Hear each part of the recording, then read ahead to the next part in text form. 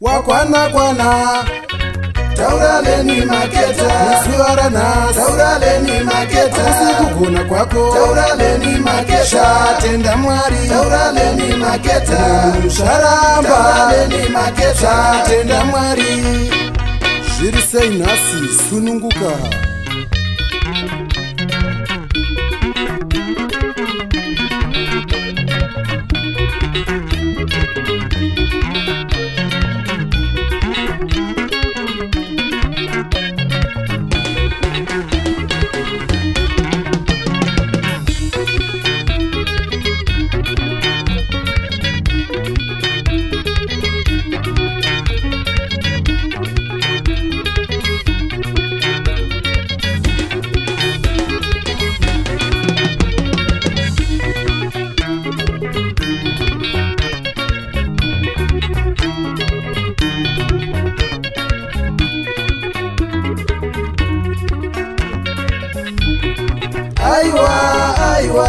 aiwa purobhuremu ndiwe usingadi kunyarikana aiwa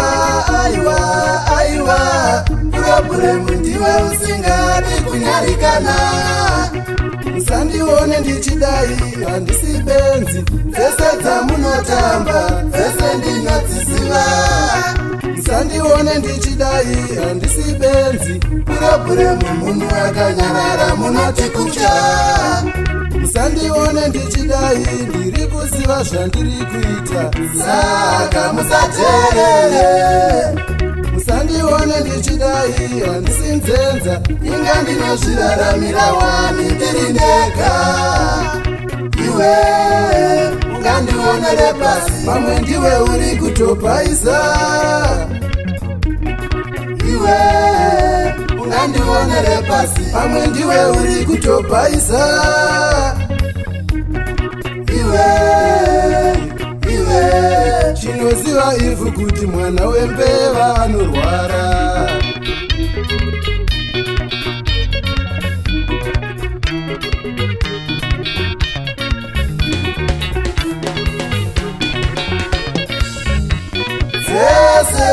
dzese dzamunotamba dzese ndinodziona dzirimo mumaziso mangu dzese dzamunotamba dzese ndinodziona dzirimo mumaziso mangu zvese zvamunotaura zvese ndinozvinzwa zvirimo munzeve dzangu musazvibvunza hazvireve kuti handizvione kunyarana kwagara kwakanaka musazvibvunza hazvireve kuti handizvione kunyarana kwagara kwakanaka musazvitaura hazvireve kuti kutya kunyarana kwagara kwakanaka musazvitaura hazvireve kuti kutya kunyarana kwagara kwakanaka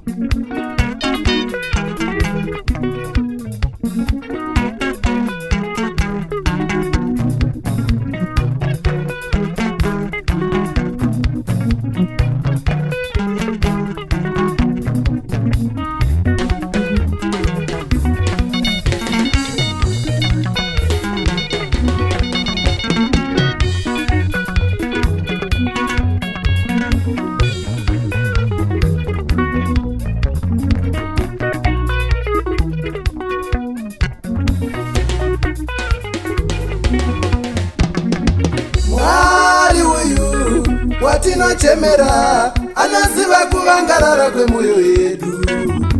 Mwari uyu watinochemera anoziva ukukutu wemwoyo yedu.